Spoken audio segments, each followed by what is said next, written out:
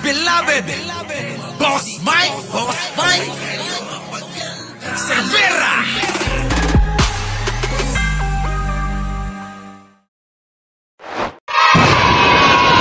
Magandang umaga, magandang hapon at magandang gabi sa mandako ng mundo. Naroon kayo. Siyempre, magandang buhay na rin para sa ating lahat. Ito na nga mga kababayan. Oo, ha? Ito na. Ito na, umpisa na tayo ha. Mamaya na shout out. So, ito na nga. Pulong Duterte umano ang utak sa manumalyang pagbili ng COVID-19 medical supplies. It is the case of the century, the corruption century, which happened at the time when people were dying, when people were sick. Magkikita po tayo sa korte at sisiguraduhin ko lahat kayong responsable. Pakukulong ko kayo kung yan ang huling gagawin ko sa aking buhay sa mundong ito. Umamin na si former Health Secretary Francisco Duque na si Duterte ang nag-order sa kanya na i-transfer yung over 47 billion pesos. This was made by the President in our meetings. Ako ang nag-utos kay Duque. At ako ang nag-utos kay Duque. Kasi nilagay nga yung budget na yun sa Department of Health kasi it's a pandemic response. This is a health crisis na kaya tayo umutang ng 5.3 trillion noong 2020 ay para sa pandemya. Oh, di ba? Inutang binili ng walang kakwenta-kwenta para magka-kickback. Ganon siguro nangyari, ano? Oh, grabe, no? Tiba-tiba, mga animal talaga, no? Ito na nga mga kababayan, oh, yan ngayon daw ang pinakamalaking katiwalian sa kasaysayan. Grabe naman. Boss Mike. Ewan ko kung natatandaan nyo tong senaryo na to, yung paawa effect nila. Ha? Paawa effect noon. O, pasok. Harap na ninyo kami eh. Winaharap na ninyo. Ang dangal ng DOA. This day na lumabas po ito, hindi na po ako nakakatulog. Ang mga kasama kong mga opisyal sa DOH hindi na rin halos nakakatulog. Bakit kaninyo? Sa kahihiyan, we were blooded and burdened, with this issue. And kung ganito ng ganito tayo, paano tayo uunlad? Yun na nga. Kung ganyan lang ganyan kayo, yan yung mga drama nila noon eh, no? Oo, Teresita Tan, oo. Ha? Nandyan na si Felicidad Nagata, Evangeline Camilosa, at si Atin Ito. Valentina, nandyan na, Ray Colimay, Imelda Okeya, at syempre nandyan na si Fernando Cuson. Oh, siguro naman naalala nyo to. Diba? Naalala nyo ba to? Oo, naalala nyo. O, sige, tuloy. Na ang mga civil servants natin na maganda ang ginagawa, alam namin yung sinasabi ninyo. It is precisely because itong findings na ito nakita siguro is because we are cognizant of the state of public health emergency that we are all in given this pandemic that has brought the whole world down. Nakita nyo. Dinadahilan yung pandemya. To its knees. Kaya nga nahihirapan kami. Precisely because we have to attend. This is not, I think, COA should also consider that we are not operating under normal circumstances. We're operating under a state of public health emergency. Ayan na nga, yung dinadala, emergency to eh. Winaharap na ninyo kami eh. Oo nga. Winaharap na ninyo. Oh, winarat nyo! Winarat nyo! Yung mga drama nila eh, no? Yung mga drama nila, ganyan noon eh, no? Oh. Ang dangal ng DOH. Winaharap ninyo ang lahat ng mga kasama ko dito. Hindi kami makaharap sa mga tao dahil lahat, ang dami-daming sinasabi, ang dami-daming... Siyempre, ang dami sinasabi. Eh, kung totoo naman, di ba? Kasi this is really unfair, unjust. That this judgment has been handed down Kasi, eto. Alam niyo sa totoo lang, wala naman nangyari dyan, oh. Oh, thank you naman kay Lori Wayland. Ako, makakakain na ako mamaya. Thank you. Clearly without giving the DOH the full 60 days within which we should have given our rejoinder and reported on the actions onto their recommendation. Oh, sige, tuloy-tuloy mo lang. Malapit na silang maniwala. Oo, sasama si Duki sa nauusog rally, kasama si Pong Pagong. So, yan na nga yung drama ni Duki. So, yan na nga. Pero eto talaga yan, mga kababayan, ha? Eto. Dating senador at dating chairman ng Blue Ribbon Committee na si Richard Gordon na pinakamalaking katiwalian ang Farmally scandal at naniniwala siyang si dating Pangulong Duterte umano ang utak sa manumalyang pagbili ng COVID-19 medical supplies. Inirekomenda ng naturang mambabatas si dating Health Secretary Francisco Duque III na maging witness para idiin ang dating Pangulo sa nasabing kaso. Alaka! Ay, naloko na. Grabe talaga si Digong, ano. Si Digong talaga. Nakakalorky na sila, Polo, o Eileen Porducho, no? Wala na nga kasi. Kaya sila, desperado na. Ano na lang, Andres Diaz, Edmar Channel, ano na lang gusto nila, suntukan na lang daw. Papayag ba kayo makipagsuntukan yung ganitong mukha? O di amin na lang ako, bakla ako. O ano, may problema ba? Naloko na. Parang galit sa mga bakla ito eh. Pag tinawag silang bakla, parang ano eh no. Pagka wala na silang masabi, tatawag na ng bakla. Ang Farmally scandal at naniniwala siyang si dating Pangulong Duterte umano ang utak sa manumalyang pagbili ng COVID-19 medical supplies. Inirekomenda ng naturang mambabatas si dating Health Secretary Francisco Duque III na maging witness para idiin ang dating Pangulo sa nasabing kaso. Si Correct! O nako! Sino yon? Sino yung magiging witness? Kilala nyo ba yon? Oo. Pasok. Maging witness para idiin ang dating Pangulo Sino? Inirekomenda ng naturang mambabatas si dating Health Secretary Francisco Duque III na maging witness para idiin ang dating Pangulo sa nasabing kaso. Si Moira Encina sa balita. Itong nangyari sa Farmally is the biggest scam and it was masterminded by the President of this country. I can say that without batting an eyelid. It would never have happened without him. Kumbinsido si dating Senador Richard Gordon na si dating Pangulong Rodrigo Duterte ang utak sa maanumalyang pagbili ng COVID-19 medical supplies mula sa kumpanyang Farmally Pharmaceuticals. Ito'y kahit kumambyo pa si dating Health Secretary Francisco Duque III sa pahayag nito sa pagdinig sa Kamara kamakailan na si Duterte ang nag-utos na ilipat sa procurement service ng Department of Budget and Management mula sa Department of Health ang mahigit 47 billion pesos na Grabe no, 47 billion! Billion! Diba? Grabe no.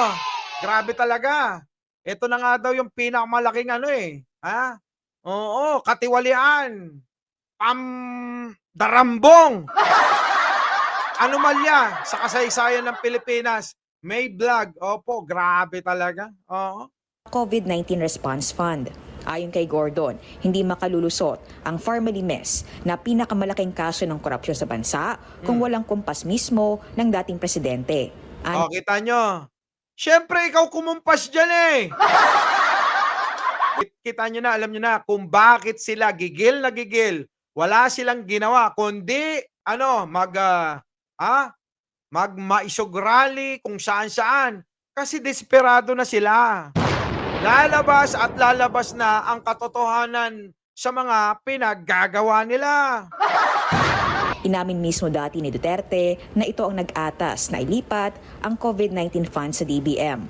Naindigan pa si Gordon na kasabwat at malapit ang ugnayan ni Duterte sa dating hepe ng PSDBM na si Christopher Lau at sa mga may-ari ng Farmally na pangunahin sa mga nakakuha ng kontrata. Grabe, no? Minaniobra talaga nila. Oh, Ramjay Negros Island, Kips, grabe! Kaya pala ang dami nilang pera eh. Kaya pala kahit sa Amerika, kahit sa Japan, sa Hong Kong, sa ibang bansa na sila, nagrarally. Dumadayo na sa ibang bansa, mga kababayan, itong mga ito. Lintik, limpak pa lang mga salapi ang tinamo ng mga ito eh. Di ba? Oo, di ba? Para sa COVID supplies. Magkakasama sila. Ayan mga litrado, ano bang gusto nyo? Talagang magkakasama sila, pinlano lahat siya para ma-inflict sa atin ang pinakamalaking nakawan sa buong bansa. Ayon pa, Pinakamalaking nakawan sa buong bansa! Oh, sa mga basher dyan, mga boss, hindi ho sa akin galing yan. Galing mismo sa balita yan. Baka sabihin ninyo, gawa-gawa lang natin. Kaming mga vlogger ay, oo, nagbibigay lang ng aming opinyon, komentaryo sa mga balita. Di ba? Oo. sa dating senador, maaring sampahan ng sinumang Pilipino ang dating Pangulo at pwedeng gamitin ang mga testimonya na nasa Blue Ribbon Committee report. Nako, pwede palang sampahan ng ng kahit na itong mga ito, si Duterte. Kahit sinong Pilipino di ba? Oh. Maaari ay tumayong testigo, si Duque, labay kay Duterte, para hindi ito madiin sa kaso. Oo, ayan na ha. Duque, kung ako sa'yo, mamili ka na. Sumunod ka, you're liable. Oo. So ngayon, the only chance that he can have, and I doubt if he can do it, is to become state witness against Duterte. Ayan na. Nako, Digong, delikado ka na. Sumunod ka sa utos ni Digong Duque Kailangan kasama ka dyan. So, kung gusto mong iligtas daw yung sarili mo, di ba? Alfonso Acevedo, last ace, oo. Mag-state witness ka na. Ilaglag mo na si Duterte.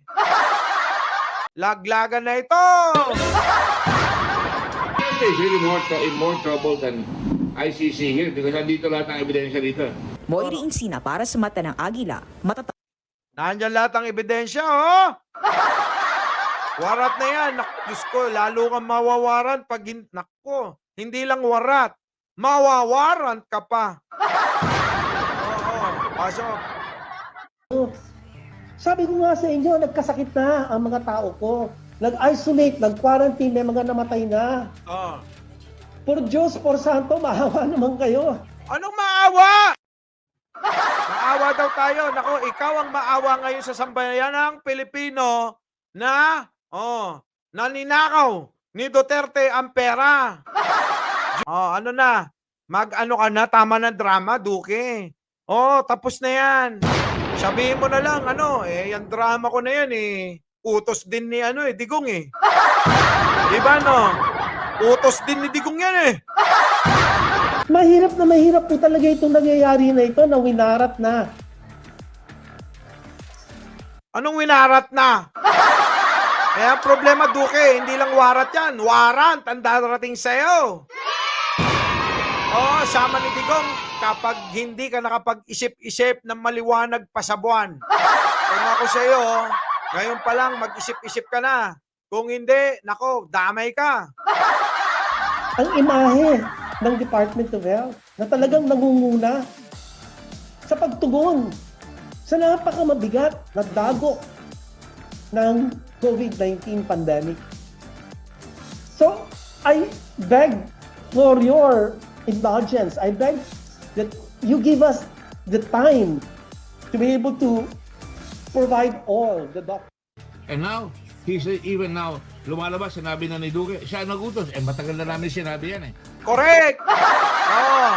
Mga boss, kayo na ang balang humusga dito sa mga ginawa na pangdarambong sa pamamagitan ng DOH ng dating administrasyon na ngayon ay walang ginawa kundi manggulo. Ha? Kung hindi gustong agawin ang ating gobyerno sa pamumuno ni Pangulong Bongbong Marcos.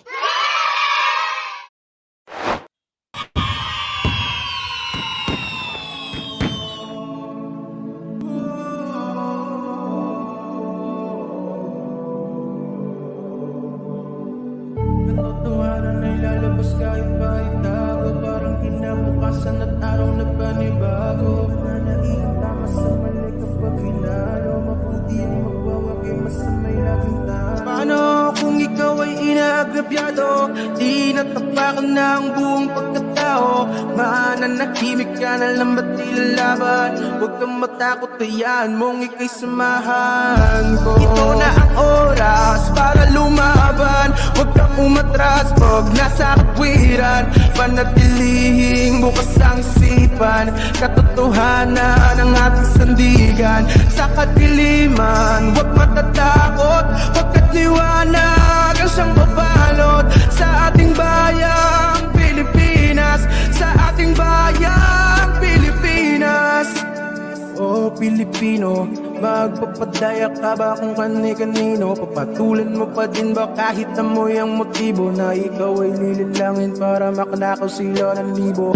Di tayo pokpok kaya't wag magpagamit. Nakatutok man sa ulit at dalhin ka sa langit. Ilayain na sa rurok pa pa ng mga balakid. Pagkat hanggang ngayon nagtatanong pa rin ako ng bakit kaya di pa rin nasusolusyonan mga problemang kinakaharap ng pamayanan.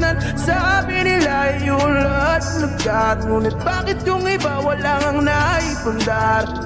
Magpupulag-pulagan ka na lamang ba? Magtutulog-tulugan, gumising ka.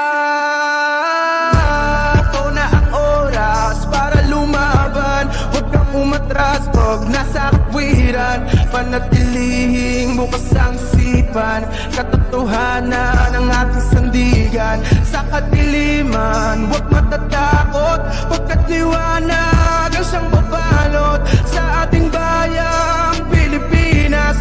Sa ating bayang Pilipinas. Gagaling magsalita, maaari ka nila makuha ng bigla-bigla. Mga mapangmanipula, kung di mo maaapila ay maniniwala ka, ngunit sa dulo wala sila nagawa kahit isa. Yung akala mong tutulong sa iyo na magbanat ng buto ay siya ring magdadagdag sa pinubuhat mong bato. Gagamitin ka lang pala sa pansariling gusto. Ikaw naman ang daling nagpahuto. Maging matapang sa pagharap ng hamon. Langoyin ang dagit kahit mataas ang alon. Kasama mo ako at nakahandang tumulong. Pagkat mahal ko ang bayan at ang Diyos na Panginoon.